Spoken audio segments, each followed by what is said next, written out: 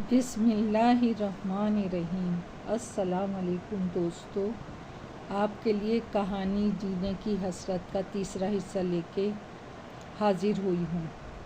حکیم کو بلوایا، اس نے بہت سے اپنی طرف سے جتن کیے مگر وہ 2 گھنٹے کے اندر اندر اللہ کو پیاری ہو گئی۔ حکیم نے بتایا کہ اخروٹ کی چکنائی نے اس کے گلے میں سوکھی رگوں کو جکڑ ڈالا تھا۔ مجھے آدمی بھیج کر ڈیرے سے بلوایا۔ فریدہ نے حکیم والی بات بتا کے مجھے مطمئن کر دیا۔ بغیر تحقیق کے میں نے اس کی تدفین کر دی اور پھر سے اپنے کاموں میں مگن ہو گیا۔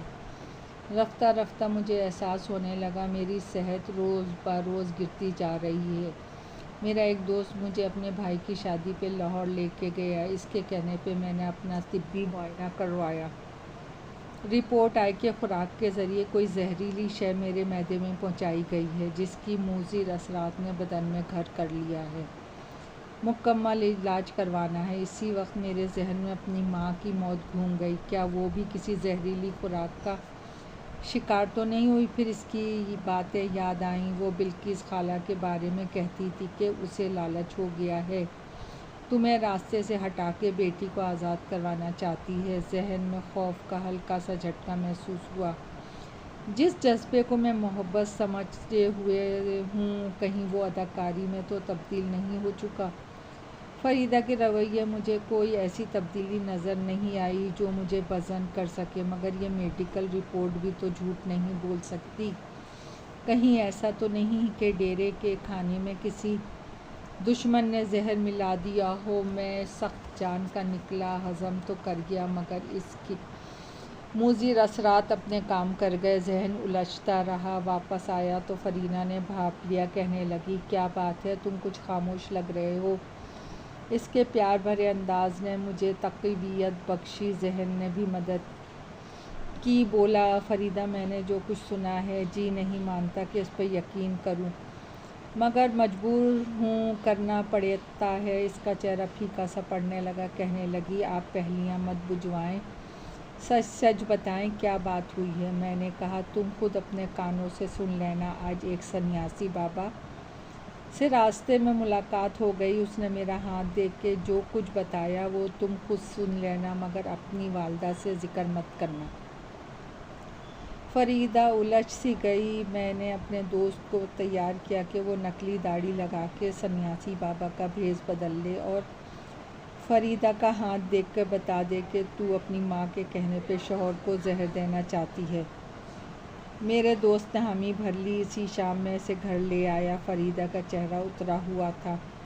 سنیاسی بابا نے وہی کہا جو میں نے اسے بتایا۔ کہنے لگا، بی بی، تمہاری ماں تمہیں بھڑکاتی رہتی ہے، وہ تمہیں شوہر سے جدا کرنا چاہتی ہے۔ اس نے تمہارے میاں کے کھانے میں زہر ملا دیا اور تمہیں اس بات کی خبر ہونا چاہیے کہ تم بے خبر نہیں ہو۔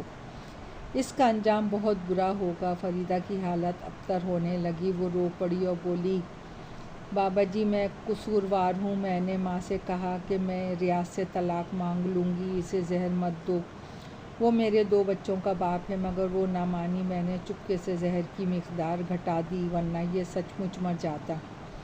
فریدہ کے اعتراف نے میری روح کی روشنی بجھا دی۔ بعد میں میرے دوست نے مشورہ دیا کہ تم بچے لے لو اور بیوی کو طلاق دے دو۔ ایسی عورتوں کا کوئی بھروسہ نہیں ہوتا، کب پھر سے ان کا دماغ میں خناس گھس جائے۔ اپنی جان کی فکر کرو۔ اس کی بات اپنی جگہ درست تھی، مجھے ایسا ہی کرنا چاہیے تھا، مگر میں نے ایک اور تجویز سوچی۔ اگر ماں بیٹی کو جدا کر دیا جائے تو شاید میرا گھر برباد ہونے سے بچ جائے۔ فریدہ مجھ سے شرمندہ رہنے لگی تھی، میں خود اس کی طرف سے محتاط ہو گیا تھا۔ گھر میں کھانا کھانا چھوڑ دیا۔ بچے ضد کرتے تو پہلا نوالا توڑ کے کتے یا بلی کے سامنے ڈالتا۔ بچوں میں سمجھ نہیں تھی، انہوں نے یہ وتیرہ بنا لیا کہ کھانا کھانے سے پہلے کتے یا بلی کے آگے اپنا کھانا ڈالنے لگے۔ اب گھر کی فضا اس حد تک مشکوک ہو جائے تو دم گھٹنے لگتا ہے۔ جی کڑا کر کے فریدہ سے کہہ دیا، تم میرے ساتھ رہنا چاہتی ہو یا ماں کے ساتھ؟ وہ بولی، دونوں کے ساتھ۔ میں نے کہا، تم جانتی ہو اب یہ ممکن نہیں ہے۔ مجھے تو یہ بھی شبہ ہے کہ میری ماں کی موت بھی فطری نہیں ہوئی ہے۔ تمہارے اعتراف جرم کے بعد میں یہ کیس تھانے میں لے جا سکتا تھا، مگر میں نے تم دونوں ماں بیٹی کو معاف کیا اور یہ معاملہ اللہ کی عدالت میں داخل کروا دیا۔ اب میرے ساتھ رہنے کی ایک ہی صورت ہے کہ تم اپنی والدہ سے علیحدگی اختیار کر لو۔ وہ کچھ سوچنے لگی، بولی، میرے خاطر وہ اپنے شوہر کو چھوڑ کے آئی ہیں۔ میں نے جواب دیا، اور ان کی خاطر تم اپنے شوہر کو زہر دے سکتی ہو، کیا تم پر اعتبار کیا جا سکے گا؟ وہ کہنے لگی، ریاض، اگر میں تمہیں زہر دینا چاہتی تو کبھی اس کی مقدار نہ گھٹاتی۔ میں نے ماں کو خوش کرنے کے لیے جھوٹ موٹ کہہ دیا کہ میں ان کی باتیں مان چکی ہوں۔ میں نے کہا، فریدہ، تمہیں شاید یہ پتہ نہیں کہ میں ڈاکٹر سے لاہور میں اپنا معائنہ کروا چکا ہوں۔ اس نے بتایا ہے کہ زہر کھانے سے میرے کچھ اعضاء شدید متاثر ہوئے ہیں۔ کیا تمہیں میری صحت نظر نہیں آتی؟ اگر کچھ عرصے اور تمہارے ساتھ رہوں گا تو یقیناً اللہ کو پیارا ہو جاؤں گا۔ تم اپنی ماں کے تابع ہو، وہ تمہیں کٹھ پتلی کی طرح اپنے اشاروں پہ نچا رہی ہے۔ سوچو، اگر میں مر گیا تو تمہارے دونوں بچے اسی طرح یتیم ہو جائیں گے جیسے تم ہوئی تھی۔ وہ خوفزدہ سی ہو گئی اور کہنے لگی، آپ بتائیں میں کیا کروں؟ میں نے کہا، اپنی ماں کو یہاں سے بھگا دو ورنہ اس گھر کے تنکے بکھر جائیں گے۔ وہ بولی، میری ماں بہت لالچی ہو گئی ہے۔ پہلے یہ مرض میرے ابا کو ہو گیا تھا۔ انہوں نے بے ایمانی کر کے جھوٹے کاغذات تیار کیے اور ان کے پاس تھوڑی سی زمین تھی، مگر جعل سازی کر کے دوسرے کے کاغذات اپنے نام کروا لیے۔ ابھی منتقلی پکی نہیں ہوئی تھی کہ وہ حادثے کا شکار ہو کر مر گئے۔ اس کا اصل وارث اب بوڑھی نانی کے پاس رہتا ہے۔ وہ غریب یہی سمجھتے رہے کہ زمین میرے باپ نے ان کے باپ سے خرید لی تھی۔ ابا نے اماں کو ساری بات بتا رکھی تھی، انہوں نے اب مجھے بتائی ہے۔ میں انہیں سمجھایا کہ ایسی زمین کسی سے وفا نہیں کرتی، آپ لالچ چھوڑ دیں، مگر پتہ نہیں یہاں آنے کے بعد ان پر کیا جادو ہو گیا ہے، وہ پہلے جیسی ہرگز نہیں رہیں۔